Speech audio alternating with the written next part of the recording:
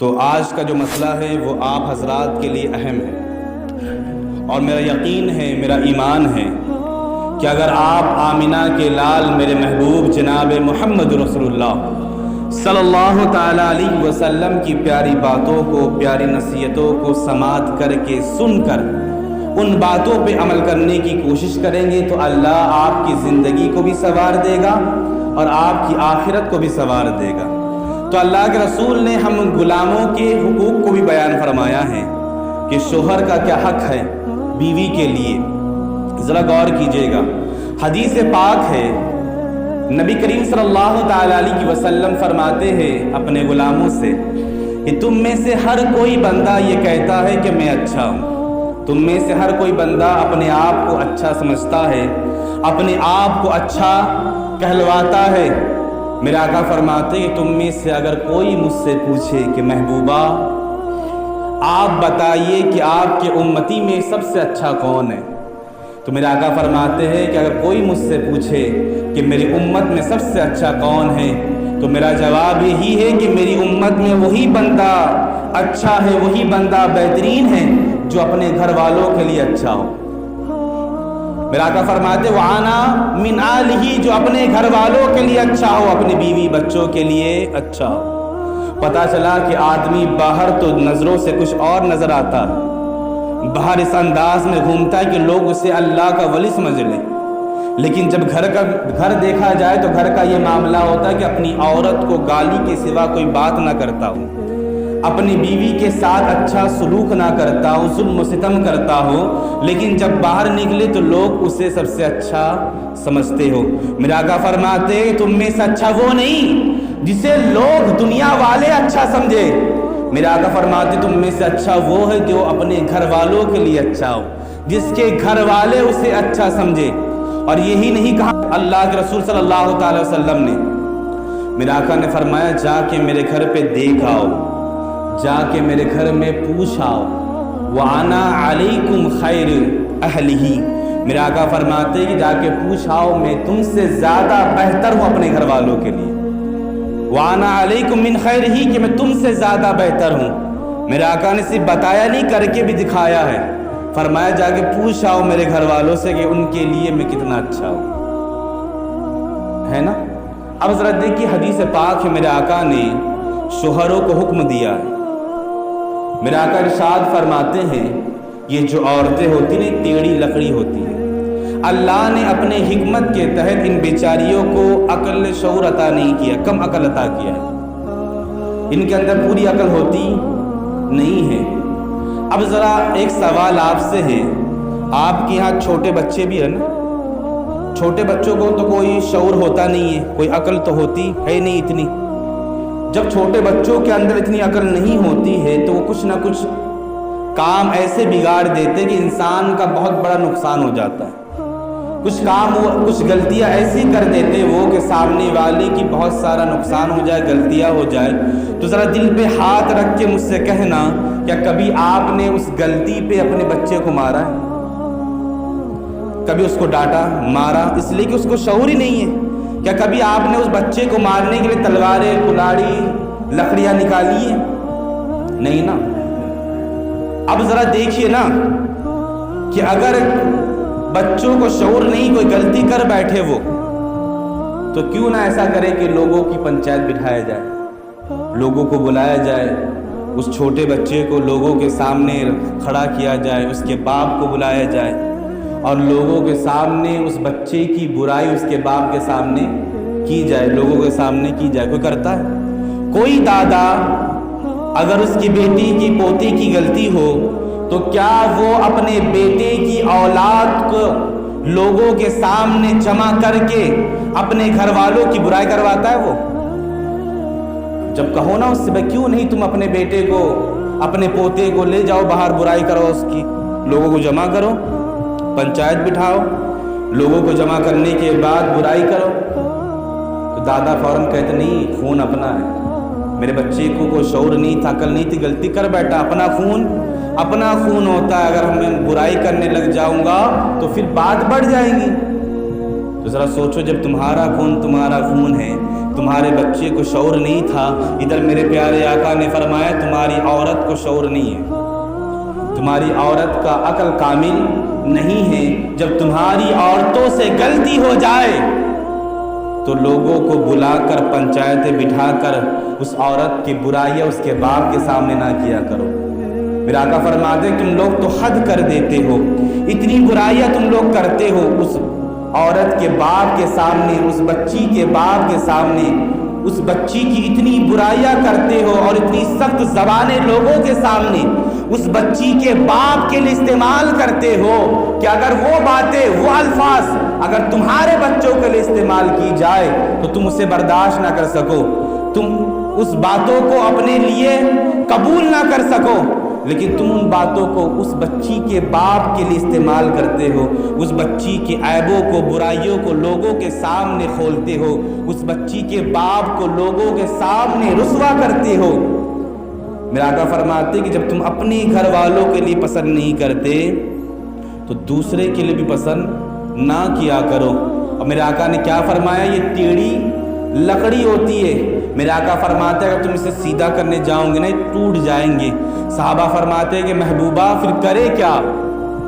میرے آقا فرماتے ہیں کہ اس کے ساتھ صبر کر کے زندگی گزارو، اللہ تبارک و تعالیٰ تمہیں روز آخرت میں بہترین اجر عطا فرمائے گا۔ اب ذرا سنیے واقعہ،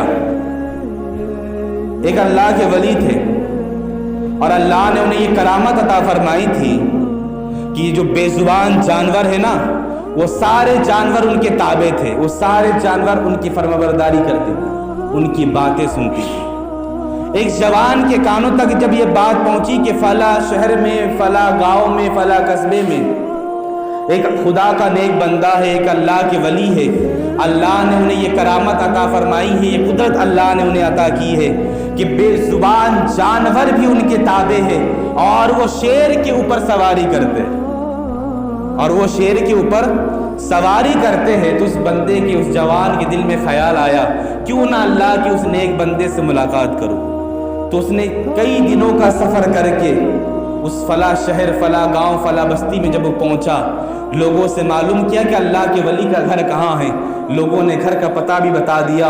جب گھر کی دہلیز میں وہ پہنچا، دروازے پہ دستک دی تو اندر سے اللہ کے ولی کی بیوی نے دروازہ کھولنا تھا، کرک زبان میں، سخت زبان میں اللہ کے ولی کی بیوی نے کہا کیوں آئے ہو، کیا کام ہے، کس سے ملنا ہے؟ اب وہ جوان حیرت میں پڑ گیا کہ اتنی سخت الفاظ۔ وہ جوان کہتا ہے کہ میں اللہ کے ولی سے ملاقات کرنے آیا ہوں، اتنا سننا تھا۔ وہ جوان کہتا ہے کہ اس عورت کے تیور بدل گئے، وہ عورت کہنے لگی کہ لگتا ہے کہ تو بھی فارغ انسان ہے، تیرے پاس بھی کوئی کام دھندہ نہیں ہے، کہاں تو جسے ڈھونڈنے آیا ہے نا وہ جا کے کسی جنگل میں اللہ اللہ کر رہا ہوگا، وہ بھی فارغ ہے، تو بھی فارغ ہے، جا وہاں ملے گا تجھے۔ اس جوان نے جب اللہ کے ولی کی بیوی کے زبان مقدس سے یہ الفاظ سنے نا تو اس کے دل میں چوٹ پہنچی کہ اللہ کا اتنا بڑا ولی، اس کی بیوی اس طرح کے الفاظ استعمال کرتی ہے۔ اس کے دل میں خیال آیا کہ اللہ نے تو اسے اتنی قوت عطا فرمائی کہ ان کی حکومت بے زبان جانوروں پر بھی ہے، لیکن ان کے اندر اتنی طاقت نہیں کہ زبان والی کے زبان کو روک لے، اتنی چرک زبان والی۔ اس کے دل میں خیال ہے کہ پتہ نہیں کون سا اللہ کا ولی ہے جس کے گھر میں عزت نہیں، پتہ نہیں باہر کی عزت ہوتی ہوگی۔ پھر اس کے دل سے آواز آئی کہ نہیں، چلو اتنے دور سے آئے ہیں ملاقات کرنے کے لیے تو ملاقات کر ہی لیتے ہیں۔ وہ بندہ کہتا ہے کہ میں نکلا جنگلوں طرف ڈھونڈتے ڈھونڈتے، جب شام ہونے آئی نا، جب شام کا وقت قریب آیا، سورج ڈھلنے لگا تو میں کیا دیکھتا ہوں کہ جنگلوں سے اللہ کے ولی شیر پر سواری کرتے ہوئے آ رہے ہیں۔ کہاں میں دیکھ کے حیران و پریشان ہو گیا، لیکن میرے دل میں سوال تھا کہ یہاں تو بے زبانوں پہ حکومت ہے، وہاں زبان والے کی زبان نہیں بن کر پا رہے ہیں۔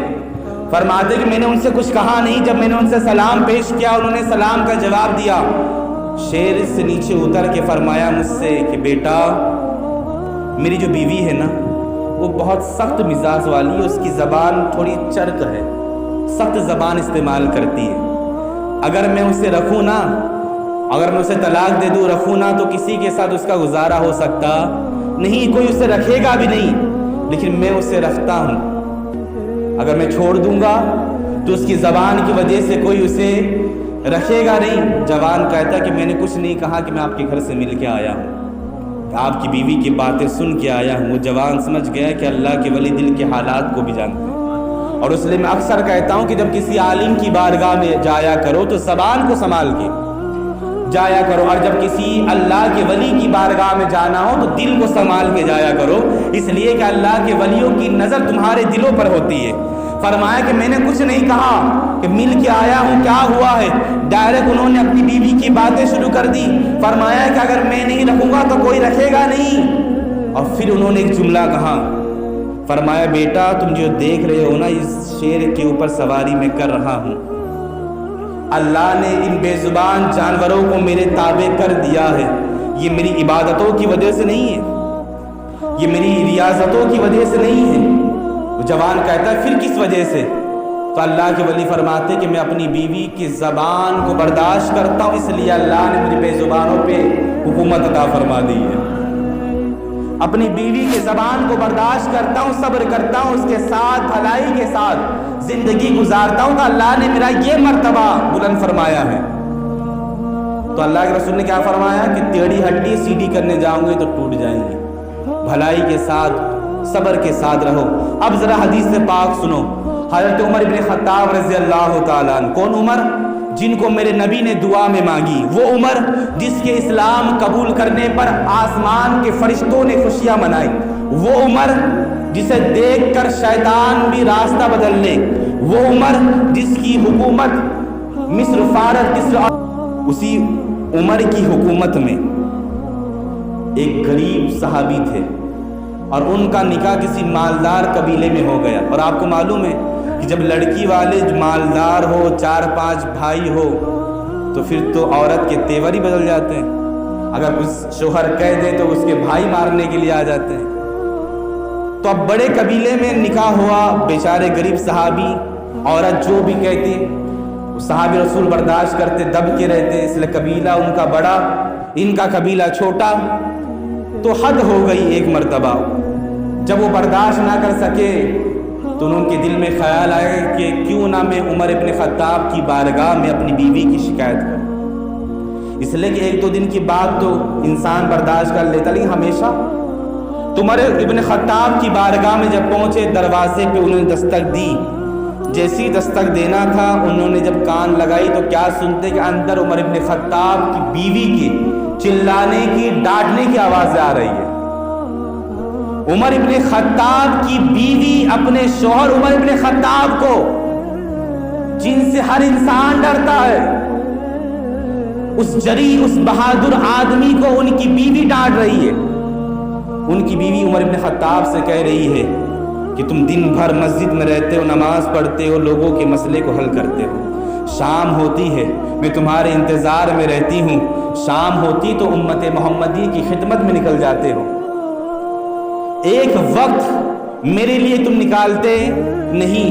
عمر بن خطاب کی بیوی فرماتی بچے اکیلے میرے تھوڑی ہیں، یہ بچے آپ کی بھی ہیں، ان کی خدمت کی ذمہ داری، ان کی پرورش کی ذمہ داری آپ کی بھی ہے، آپ تو گھر میں رہتے نہیں ہیں، سارا مصیبت سارا اکیلی برداشت کرتی ہوں۔ وہ صحابی رسول فرماتے کہ میں سن رہا تھا کہ عمر بن خطاب کی بیوی ڈانٹ رہی ہے، اور عالم کیا ہے کہ عمر بن خطاب کی بیوی جب ڈانٹ رہی ہے نا تو وہ جری، وہ بہادر، وہ مرد خدا، وہ خدا کا مرد چپ چاپ اپنی بیوی کے ڈانٹ کو سن رہا۔ اگر ہمارا معاملہ ہوتا تو پہلے ہاتھوں سے جواب دیا جاتا، پھر زبان سے اسے کچھ سمجھایا جاتا۔ عمر بن خطاب اپنی بیوی کی باتوں کو خاموشی کے ساتھ، ادب کے ساتھ سماعت کر رہے ہیں۔ جب بیوی کہتے تھک گئی تو عمر بن خطاب مسکرا دی۔ جب بیوی تھک گئی، اپنی ساری بھڑاس جب بیوی نے نکال دی تو عمر بن خطاب مسکرا دیے، اور عمر بن خطاب کا مسکرانا تھا کہ ان کی بیوی بھی مسکرانے لگی۔ عمر بن خطاب مسکرا کے فرماتے کہ بیوی اگر تمہارا ہو گیا ہو تو میں جا کے دیکھوں دروازے میں کون ہے، اگر نہ ہوا ہو تو تمہارا بندہ موجود ہے۔ جتنا ڈانٹنا چاہتی ہو ڈانٹ لو، جتنا سنانا چاہتی ہو سنا لو، میں تمہارا مجرم ہوں۔ بیوی مسکرا کہتی ٹھیک ہے جاؤ، جا کے دیکھ لو کون آیا ہے۔ کچھ باتیں محبت سے بھی کی جاتی ہے نا۔ اس کے بعد جب عمر بن خطاب گئے دروازے پہ، دروازہ کھولا تو صحابی رسول واپس جانے لگے تھے، اس لیے کہ ان کے دل میں خیال آیا کہ جب عمر نہیں بچے اپنی بیوی سے تو میری کیا اوقات ہے، میں تو غریب صحابی ہوں، عمر کی بیوی تو انہیں ڈانٹ رہی ہے تو میری بیوی تو پھر خیر فرمائے۔ تو عمر بن خطاب نے آواز دی، فرمایا کس لیے آئے تھے؟ فرمایا حضور جو مسئلہ تھا اب اس مسئلے کی ضرورت نہیں ہے، اس لیے کہ میں اپنی بیوی کی شکایت کرنے کے لیے آیا تھا، یہاں تو الٹا آپ کی بیوی آپ کو ڈانٹ رہی ہے۔ تو عمر بن خطاب نے اس صحابی رسول کو سمجھایا، محبت سے سمجھایا، فرمایا اے اللہ کے رسول کے غلام، اے میرے پیارے آقا کے غلام، اے خدا کے بندے، میں دن بھر مسجد میں عبادت کرتا ہوں، لوگوں کے مسئلے کو سنتا ہوں، شام کے وقت جب آتا ہوں تو نقاب پہن کے امت محمدی کی خدمت میں نکل جاتا ہوں، تھوڑا سا بھی وقت اپنی بیوی کے لیے نکال نہیں پاتا، لیکن خدا کا شکر ہے کہ اللہ نے مجھے اس جیسی نیک بیوی عطا فرمائی ہے کہ میں اسے وقت بھی نہیں دے پاتا، لیکن خدا کی قسم میری غیر موجودگی میں کسی غیر مرد کے اندر اتنی ہمت نہیں ہے کہ اندر میری بستر کو دیکھ لے۔ خدا کی قسم میری وہ نیک بیوی ہے، میں گھر پہ رہتا نہیں ہوں، میری بیوی میرے بچوں کی پرورش بھی کرتی ہے، پورے گھر کو سنبھالتی ہے، تو کیا میری بیوی کا اتنا ابھی حق نہیں کہ مجھے ڈانٹ سکے؟ اس لیے کہ اگر میں اس کی ڈانٹ نہ سنوں، میں اس کی دل کی باتیں نہ سنوں تو پھر وہ اپنی دل کی باتیں کسے سنائیں گی، وہ اپنی دل کی باتیں کسے بتائیں گی؟ اس لیے کہ میں ہی تو اس کا شوہر ہوں۔ اب ذرا سوچو، حضرت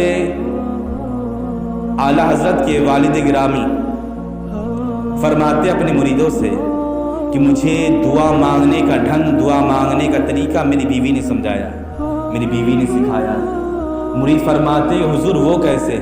تو اعلیٰ حضرت کے والد فرماتے ہیں کہ ایک مرتبہ میری بیوی نے کسی کام کے لیے مجھ سے کہا، پیسوں کی ضرورت تھی، میری بیوی نے مجھ سے کہا، تو میں نے اپنی بیوی سے کہا کہ بیگم ابھی میرے پاس نہیں ہے، انشاءاللہ 2-3 روز میں جب آ جائیں گے تو میں تمہیں دے دوں گا۔ فرمایا 2-3 دن کے بعد پھر سے میری بیوی نے کہا کہ حضرت میں نے آپ کو کچھ پیسوں کے لیے کہا تھا، تو میں نے اپنی بیوی سے کہا کہ ابھی میرے پاس نہیں ہے، جب آ جائیں گے میں دے دوں گا۔ فرماتے کہ عورتوں کی عادت ہوتی ہے کہ بار بار وہ چیزوں کو یاد دلاتی ہے۔ فرمایا کچھ دنوں کے بعد پھر انہوں نے کہا مجھ سے کہ حضرت میں نے کچھ پیسوں کے لیے کہا تھا، آپ نے ابھی تک دیا نہیں۔ فرمایا میں نے غصے میں جلال میں اپنی بیوی کو ڈانٹ دیا کہ تم کیا بار بار مجھے رسوا کرتی ہو، تم کیوں بار بار مجھے شرمندہ کرتی ہو، میں نے تم سے کہا تھا نا کہ جب آ جائے گا میں تمہیں دے دوں گا۔ اعلیٰ حضرت کے والد گرامی فرماتے کہ جب میں نے اپنی بیوی کو ڈانٹا نا تو میری بیوی نے میری ڈانٹ کو صبر کے ساتھ برداشت کیا، اور میری سخت زبان کی وجہ سے میری بیوی کی آنکھوں سے آنسو بھی نکلے، میری بیوی نے اپنی آنچل میں اس غم کو باندھ لیا۔ اور پھر اعلیٰ حضرت کے والد گرامی فرماتے پھر میری بیوی نے جو جملے کہے نا اس جملے پہ میں رو پڑا، اور میں سمجھ گیا کہ اللہ کی بارگاہ میں کس انداز میں دعا مانگنی چاہیے۔ لوگ کہتے ہیں حضور کیا جملے کہے؟ اعلیٰ حضرت کے والد فرماتے کہ میری بیوی نے کہا مجھ سے کہ آپ ہی تو میرے شوہر ہیں، اگر میں آپ سے نہ مانگوں، آپ سے نہ کہوں تو میں کس سے کہوں؟ فرماتے جب میں نے اتنی بات سنی نا تو میں رو پڑا، اور اس قدر رویا کہ پوری داڑھی میری بھیگ گئی، سسکیاں آنے لگی۔ میری بیوی کہتی آپ کو کیا ہوا؟ میں نے روتے ہوئے کہا خدا کی بندی تو نے مجھے دعا مانگنے کا طریقہ سکھا دیا، اللہ تیرا بھلا کرے۔ فرمایا وہ کیسے؟ فرمایا کہ اب جب میں اس کی بارگاہ میں جاؤں گا نا تو اللہ سے کہوں گا کہ اللہ تو ہی تو میرا رب ہے نا، اگر تو نہیں دے گا تو کون مجھے دے گا؟ میں کیوں دوسروں کے سامنے سوالی بن کے اپنے دامن کو پھیلاؤں؟ اس لیے کہ تو ہی تو میرا مالک ہے، تو ہی میرا رازق ہے، تو ہی میرا خالق ہے۔ میں تیری ہی بارگاہ میں ان نیک لوگوں کے وسیلے سے، اپنے نبی کی غلامی کے وسیلے سے مانگوں گا، اور مجھے یقین ہے کہ جب میں اس انداز میں مانگوں گا نا تو اللہ اپنے رحمت کے خزینوں کو مجھ پہ کھول دے گا۔ رحمت کے خزینوں کو کیا کرے گا؟ اللہ مجھ پہ کھول دے گا۔ اور اعلیٰ حضرت نے فتویٰ رضویہ کے 24ویں جلد میں فرمایا ہے کہ شوہر کے لیے حق یہ ہے، شوہر پہ فرض یہ ہے کہ شوہر اپنی بیوی کے اپنی بیوی کو کپڑا مہیا فرمائے، اپنے بیوی کو روٹی مہیا فرمائے، اپنے بیوی کو گھر دے، اپنی بیوی کے نان و نفقہ کو اٹھائے، اور پھر میرے اعلیٰ حضرت فرماتے ہیں کہ شوہر پہ فرض ہے کہ ہفتے میں اگر بیوی کبھی مائکے جانے کا مطالبہ کرے، اپنی ماں باپ سے ملاقات کرنے کا مطالبہ کرے تو اسے روکے نہ، اسے ملانے لے کے جائے۔ اگر یہاں کوئی بیوی اپنے شوہر سے کہتی کہ بھائی میں جانا چاہتی ہوں، تو شوہر کہتا ابھی نہیں، 1 سال بعد جانا۔ صبح شام تو اپنے ماں باپ کو دیکھتا ہے، لیکن جب اس بیٹی کو دیکھنے کی باری آئی، اس بیٹی کے دل میں تمنا آئی کہ اپنے ماں باپ کے چہرے کو دیکھوں، تو پھر تو کہتا ہے کہ نہیں، 1 سال کے بعد جانا۔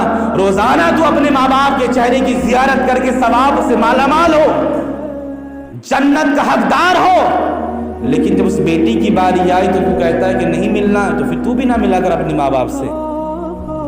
اعلیٰ حضرت نے کیا فرمایا کہ ہفتے میں 1 مرتبہ، اور میں کہتا ہوں یہ جملہ صحیح نہیں ہے، بلکہ ہر ہفتے، کیا ہر ہفتے اپنی بیوی کو لے جایا کر اپنے ماں باپ سے ملاقات کروانے کے لیے۔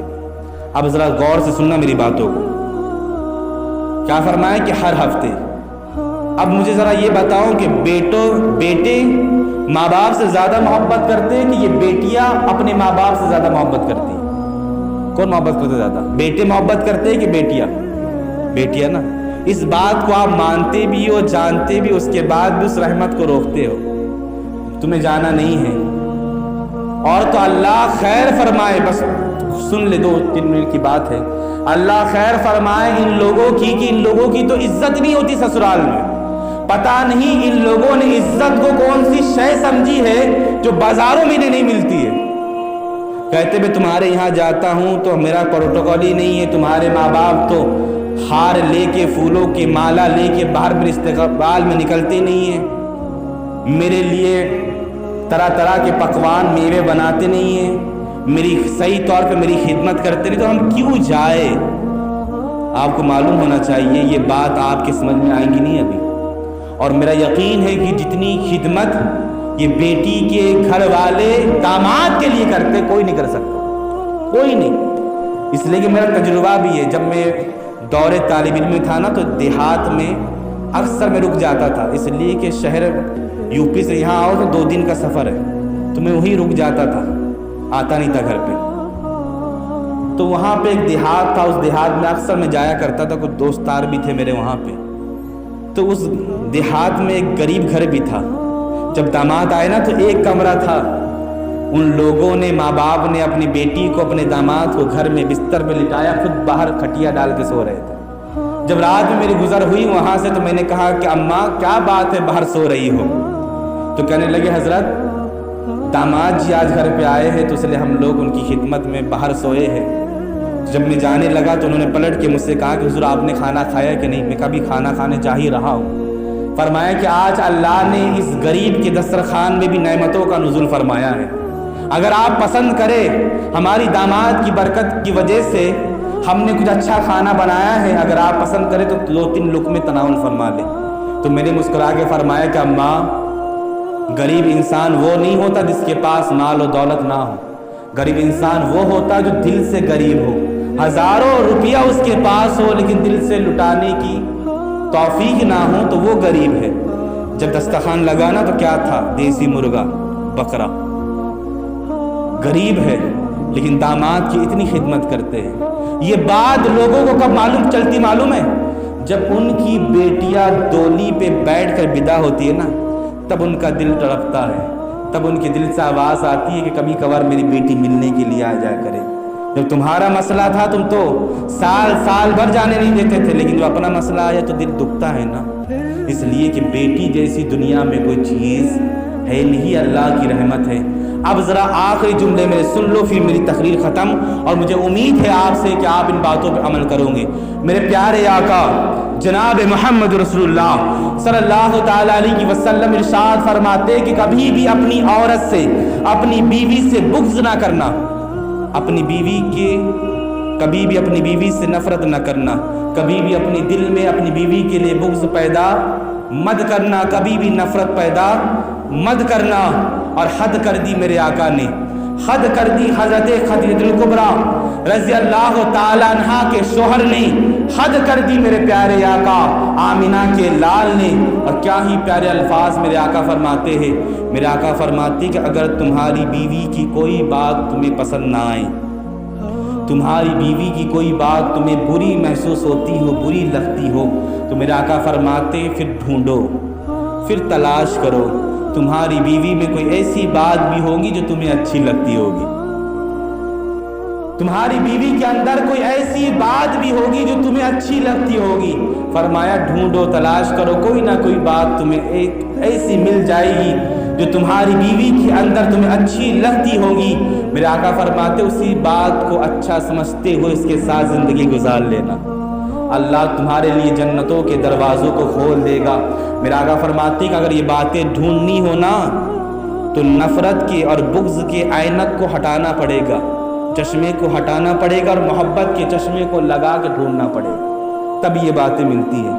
تو اللہ تبارک تعالیٰ کی بارگاہ میں دعا ہے کہ اللہ تبارک تعالیٰ ہر میاں بیوی کے درمیان بے پناہ محبتیں پیدا فرمائے، اور ہم سب کی بیٹوں کو ایک دوسرے کے حق کو ادا کرنے کی توفیق عطا فرمائے، بالخصوص ہم سب کے مرحومین اور ہم سب کے والدین کے اور ہمارے گناہ صغائر گناہ کبائر کو معاف فرما کر ہم سب کے بزرگوں کے درجات کو بلند عطا فرمائے، ان کے لیے جنت الفردوس میں اعلیٰ سے اعلیٰ مقام عطا فرمائے، آمین ثم آمین۔